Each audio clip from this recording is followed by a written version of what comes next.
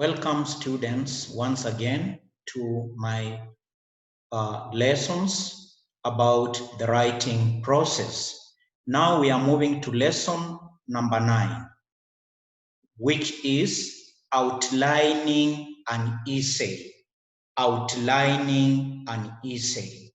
To outline an essay.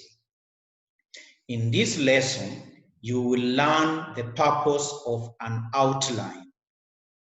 Then you will also learn how to write an outline for your essay, whether in the exam, because during exam, sometimes we ask students to read a passage, to read an essay. Then we ask them to write an outline. That is one way. Or another way, we can give a student in the exam, we can give a student a topic. Then we ask these students to just write an outline of that essay. Not writing the real essay, but just writing the outline, the skeleton, the plan. Or some other times we can give a student a thesis statement. Then we ask this student to write an outline. So this is what we want to look at. This is what we want to capture now. So, what is an outline? An outline is a list of information you will put in your essay. That is what we call an outline. Then we are saying you can see an example of an outline as we go by. That's what you will see. As I progress in this lesson, you will see an example of an outline. Yes.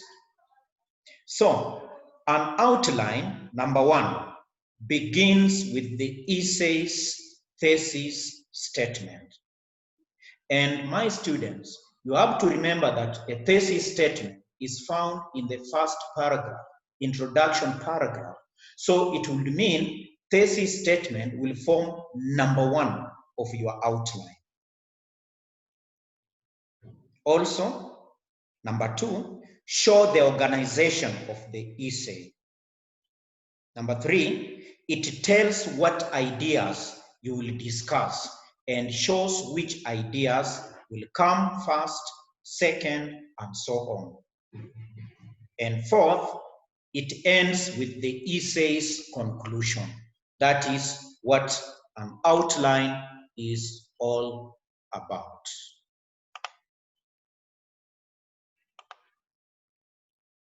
So, writing an outline before you write an essay will entail the following. Number 1, it will show you what to write before you actually begin writing. Number 2, it will help you to make your essay well organized and clearly focused, because during the time you will be writing, you will be following your outline. You'll be following your plan. So you are not likely to digress. You are not likely to go off track. Number 3, it will keep you from forgetting any important points because you have already put the points in the outline. Just imagine your skeleton. Although you don't see it, it supports your body. So your skeleton is very important.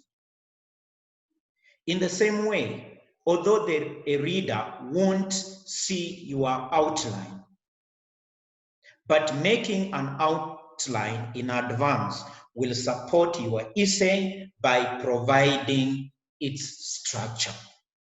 In fact, adding more information to an outline is called fleshing. So it means your outline is a skeleton, and when you add more information into that outline, you are fleshing it.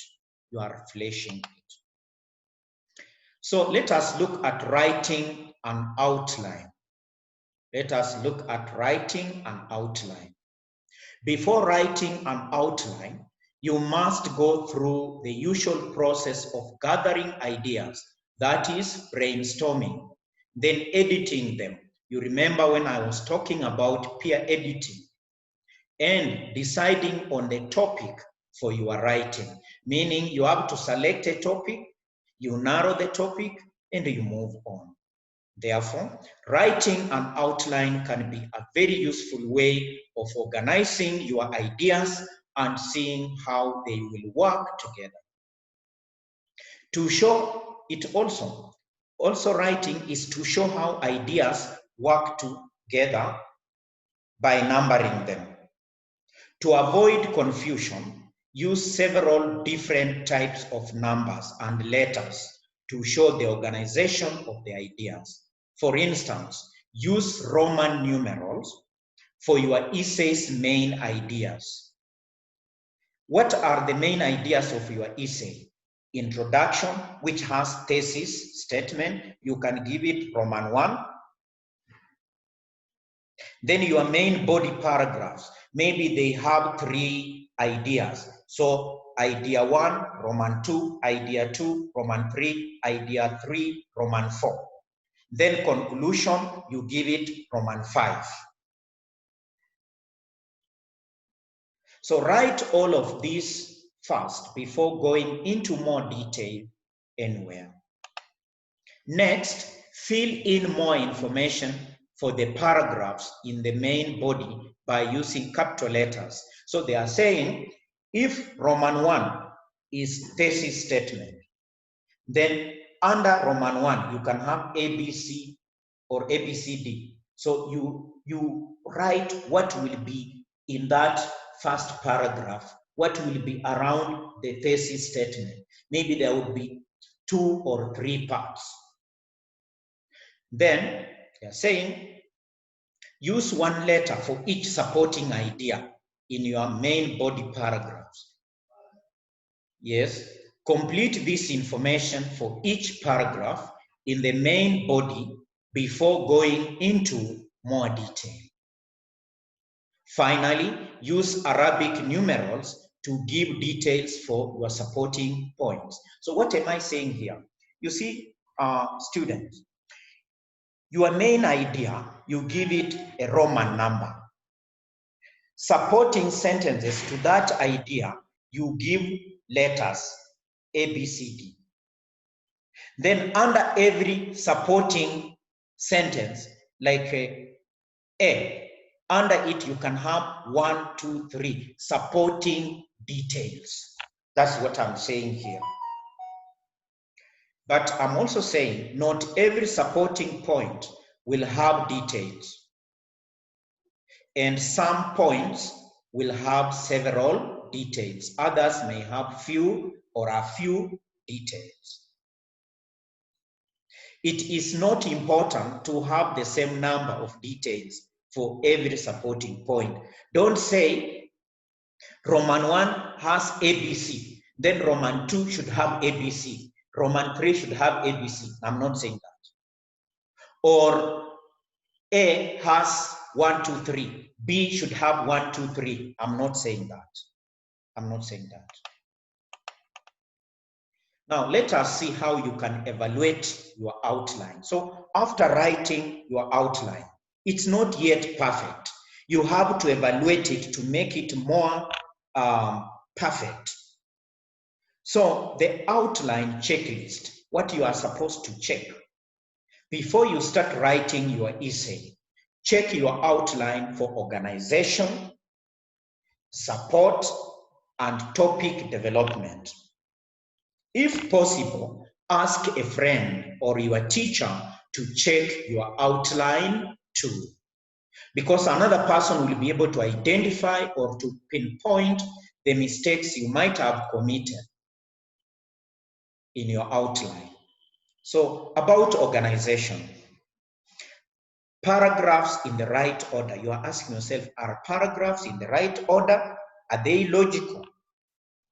Then supporting points and details in the right order. Are they in the right order? Then support. Yeah. Each main idea related is each main idea related to the thesis statement? You ask that. The ideas you have put in the outline, are they related to the thesis statement?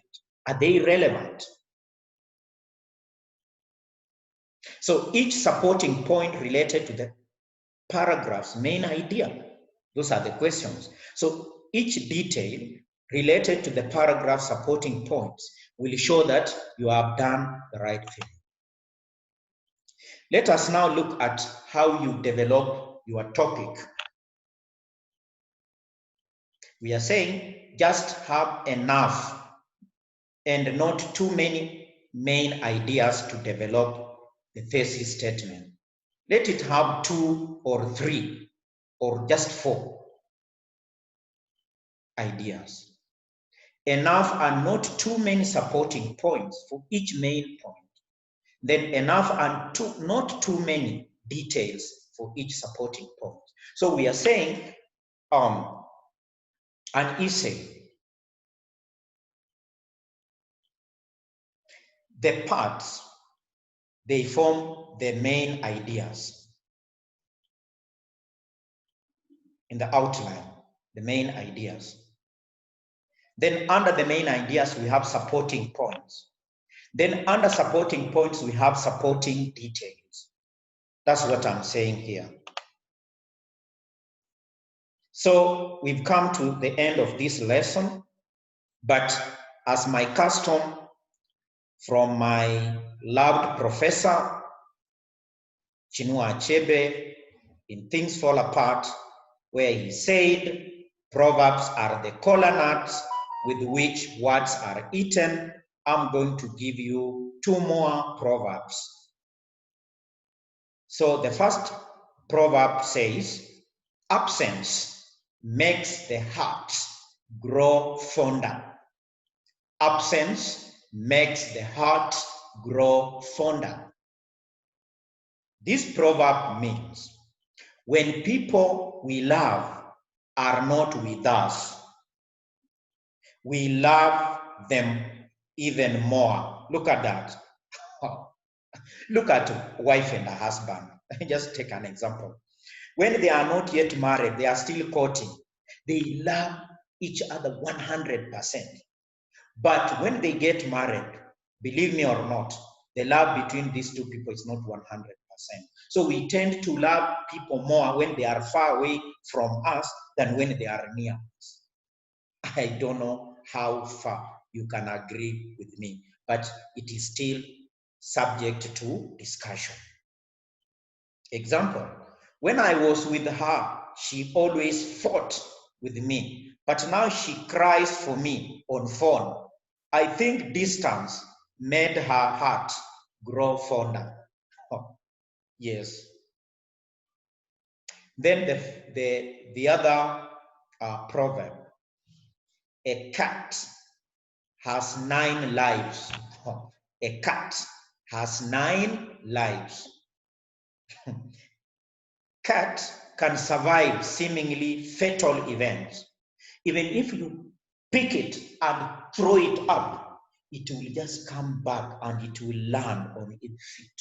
Look at that. A cat can attack a very big snake.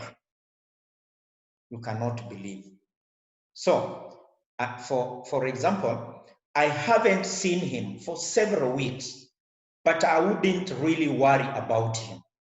Everyone knows a cat has 9 lives. You can say that. So, students, thank you very much for taking your time and following me on my YouTube and learning my lessons.